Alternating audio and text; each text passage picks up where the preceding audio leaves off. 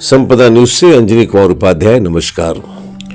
इस वर्ष हम आपके लिए कुछ महत्वपूर्ण पुस्तकों को सजोकर रखे हैं।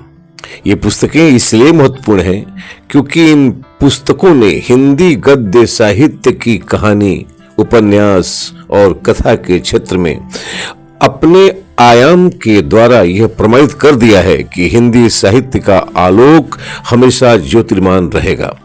इस कड़ी में सबसे पहले हम आपके लिए, आपके सामने जो पुस्तक ला रहे हैं उस पुस्तक का नाम है जाफरी चच्चा अब नहीं चीन्हते। जी हाँ, ये पुस्तक है जिसके लेखक हैं श्री सुनील द्विवेदी जी। सबसे पहले दो शब्द श्री सुनील द्विवेदी जी के संदर्भ में। यह उत्तर प्रदेश के जनपद कानपुर देहात के तिस्ती नामक गांव के हैं रहने वाले और इन्होंने बीकॉम और बीएड की शिक्षा ग्रहण की है। शुरुआत कविता लेखन के बाद में कहानी विधा से जुड़े और पहली कहानी 1991 में देश के चर्चित समाचार पत्र के साहित्य परिशिष्ट में प्रकाशित हुआ था। अब तक 2 दर्जन से ज्यादा कहानियां, बाल कथाएं, कविताएं और विभिन्न पत्र पत्रिकाओं में ये प्रकाशित करवा चुके हैं। पिछले 2.5 दशक से हिंदी पत्रकारिता में ये काफी सक्रिय हैं। दूरदर्शन के लिए इन्होंने कुछ बड़े हस्तियों के साक्षात्कार भी किए हैं और वर्तमान में हिंदुस्तान हिंदी दैनिक के स्थानीय संपादक हैं। अर्थात ये संभवतः जहां तक मुझे पता है कानपुर या लखनऊ में हिंदुस्तान का ये संपादन कार्य में आप हैं और आप इस समय इंदिरा नगर लखनऊ के निवासी हैं। आपसे बता दें कि श्री सुनील द्विवेदी जी की ये पुस्तक जो है जाफरी चच्चा अब नहीं चीन्हते, अजीब सी भावनात्मक पुस्तक है। दिल पर सीधे कहानियां इसकी चोट करती हैं, लेकिन हम इनको कहानियों की तरफ ले जाने के पहले हम इस पुस्तक के संदर्भ में 2 बातें करेंगे। ये पुस्तक एक प्रकार से कहानी संग्रह है और इस पुस्तक का प्रकाशक और मुद्रक हैं कौटिल्य बुक्स, रोहिणी, नई दिल्ली। और इसके पुस्तक के आवरण चित्र को जिसे आप देख रहे होंगे उसको बनाया है डॉक्टर अवधेश मिश्र जी ने। इस पुस्तक में जो कहानियों का संग्रह है उसमें पहली कहानी तो इस पुस्तक के नाम से ही है, जाफरी चच्चा अब नहीं चीन्हते, और दूसरी कहानी है तुम ऐसे हार नहीं मान सकते प्रभुनाथ। तीसरी कहानी है एक पागल की प्रेम कथा। चौथी कहानी है लाली। 5वीं कहानी है गया जंक्शन और 6वीं कहानी है उसने बच्चों की मर्जी के खिलाफ शादी की थी और 7वीं कहानी है जहीर बेकसूर है जज साहब और अंतिम कहानी है गुड बॉय ड्रीम गर्ल।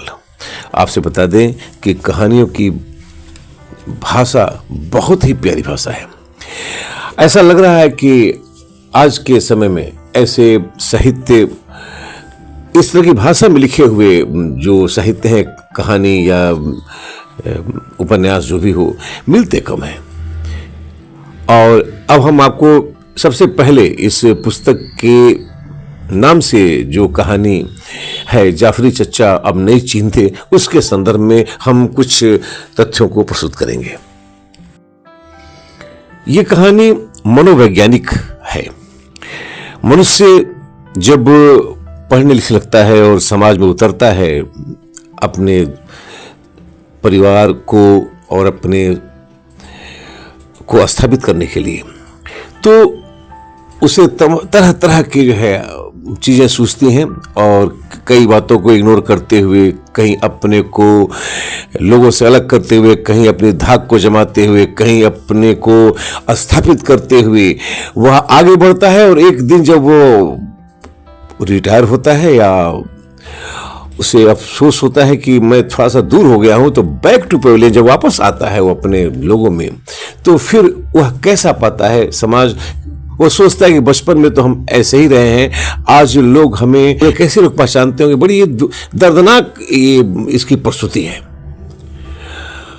और इतना ही नहीं, परिवार में भी लोग कैसे आशा रखते थे, और आज जो है समय के साथ वह आशा उपेक्षा में या अपेक्षा में कैसे बदलती है, क्या चाहते हैं, वह स्नेह भी करते हैं और स्वार्थ भी झलकता है। इन सबों का बड़ा ही सुंदर चित्रण इस पहली कथा में जाफरी चच्चा अब नहीं चिंथे में उन्होंने, लेखक ने यानी कि श्री सुनील द्विवेदी जी ने किया है। इस पुस्तक के प्रथम कहानी के एक छोटे से पैराग्राफ को हम आपके सामने प्रस्तुत कर रहे हैं। बस रावतपुर से चल पड़ी। सड़कों पर इतनी भीड़ थी कि बस देर तक रेंगती ही रही। प्रकाश नारायण उर्फ प्रकाश 28 साल बाद गांव जा रहे हैं। प्रकाश नारायण को प्रकाश, ट्रक को टिरिक या पार्क को पारिक, चम्मच को चिम्मच जैसे उच्चारण से हमेशा बहुत चिढ़ रही है। उन्हें लगता है कि ये शब्द सुस्वाद व्यंजन में कंकड़ का काम करते हैं। ऐसे शब्दों से हमेशा उनका मुंह कसेला हो जाता है। गांव से शहर तक उन्हें हमेशा अपना बिगड़ा नाम ही सुनने को मिला। प्रकाश लगभग 3 दशक पहले गांव से साथ तोड़ आए थे। तोड़ क्या आए थे, उन्होंने लगभग साफ साफ कह दिया था कि अब उनके पास गांव घर की जिम्मेदारी निभाने का न तो समय है और न ही उनके अंदर कोई उत्साह है। न परिवार के लोग बदल रहे हैं और न ही रिश्तेदार। कहां तक समय से बहुत पीछे चल रहे समाज या पीढ़ी को घसीटा जाए। इस कहानी का 2 पंक्ति और जो सीधे दिल में चुभ जाती है, आप ध्यान से सुनिएगा। वहीं प्रकाश अब गांव जा रहे हैं। गांव क्या जा रहे हैं, बल्कि कहना चाहिए कि गांव लौट रहे हैं। अपनी बाकी की जिंदगी उनके बीच बिताने जा रहे हैं जिनसे सही मायने में कभी कोई रिश्ता ही नहीं रखा। उसी भतीजे के साथ रहने जा रहे हैं जिसकी शादी में वह गए तक नहीं थे। परिवार से थोड़ा सा अलग होकर के मास्टर साहब ने अपने जीवन यापन के लिए जो विवाह किया वह परिवार को मंजूर नहीं था, लेकिन सब कुछ हुआ और समय के साथ मास्टर साहब को अपने पुराने परिवार में, माँ बाप की याद में, अपने समाज की याद में लौटना पड़ा। और अब तक समझ लीजिए कि जब मास्टर साहब यानी प्रकाश जी ने शादी की बात की थी तो उसमें 2 लाइन लिखा हुआ है कि मास्टर साहब आपका दिमाग तो ठीक है कि सठिया गए हैं। समाज को जब पता चलेगा कि क्रिश्चियन बहू आई तो गुड़िया की शादी कौन करेगा। सोचा है कि बुद्धि भुतरा गई है। लेखक की बड़ी मजेदार विशेषता यह है कि उन्होंने ऐसे ऐसे शब्दों का इस्तेमाल किया है जो शब्द अब विलोपित हो रहे हैं, लोग भूलते जा रहे हैं, और ये शब्द आम जन की भाषा से लिए गए हैं। परिवार का मनोविज्ञान देखिए जरा सा। शैलेंद्र झल्लाया, मैं मूर्ख निकला। यह सोचकर गांव बुलाया था कि कुछ दिन यहां रहेंगे, मौका देखकर दस्तखत ले लूंगा और उसी से वसीयत बनवा लूंगा। अपना काम हो जाएगा। जिंदगी भर शहर में रहे हैं, गांव में कितने दिन टिकेंगे। 4-6 महीने या बहुत हुआ तो साल भर। लोगों को लगा कि मैंने उनकी बहुत सेवा की, इसलिए उन्होंने अपनी वसीयत कर दी। अपने बेटे और बेटियों से वह नाराज है। यह बात मैंने गांव से लेकर सभी नाते रिश्तेदार तक में फैला दी है, इसलिए सभी लोग सहज विश्वास कर लेंगे। शैलेंद्र बड़वाता रहा। अचानक उसने एलानिया अंदाज में कहा, अब चाहे जो कुछ हो जाए मैं खेती हाथ से जाने नहीं दूंगा, जो कुछ करना पड़े करूंगा। कथानक का अंत बड़ा ही मार्मिक है। प्रकाश नारायण जितना ही प्रयास करते, कुछ भी ऐसा वैसा न सोचे, उतना ही परेशान उठते। पूरी रात करवट बदलते रहे। उन्हें लगा कि कहीं वह टूटकर बिखर न जाए। उन्होंने खुद को संभाले रखा।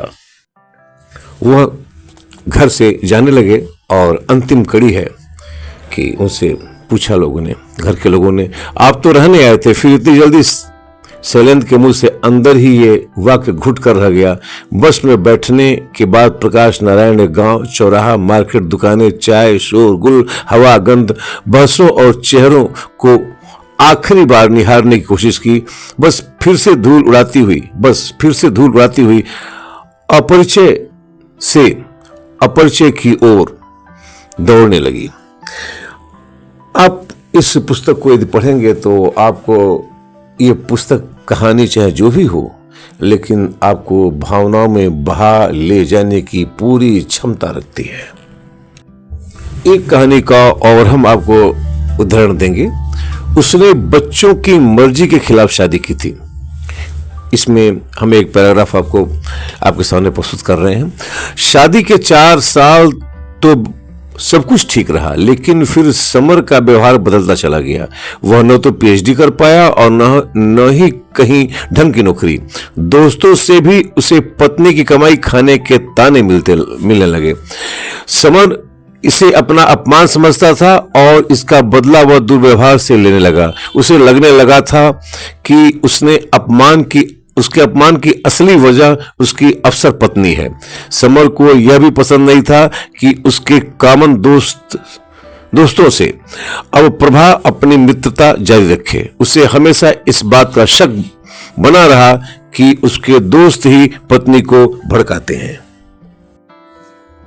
लेखक ने पुस्तक में बहुत ही सुंदर तरीके से हर प्रकार के अपने कथानक के अंदाज को प्रस्तुत किया है। एक उदाहरण और हम प्रस्तुत करके अपनी बात समाप्त करेंगे। गुड बाय ड्रीम गर्ल में एक छोटा सा पैराग्राफ आपको हम पढ़ेंगे।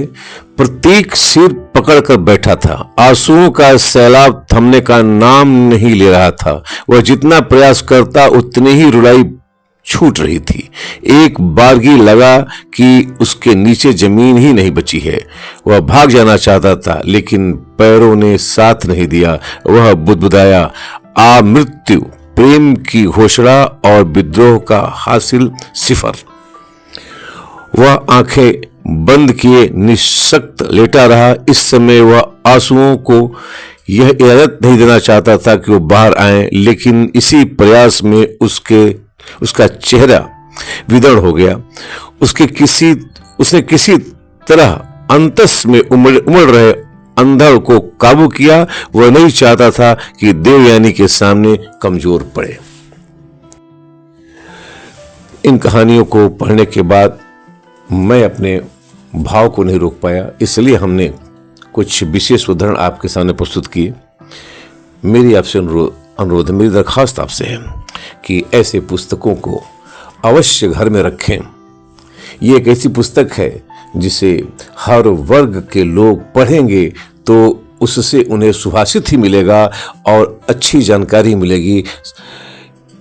पुस्तक के लेखक श्री सुनील द्विवेदी जी को संपदा न्यूज की शुभकामनाएं और आशा है कि साहित्य जगत को ये आलोकित करते रहेंगे। नमस्कार, धन्यवाद।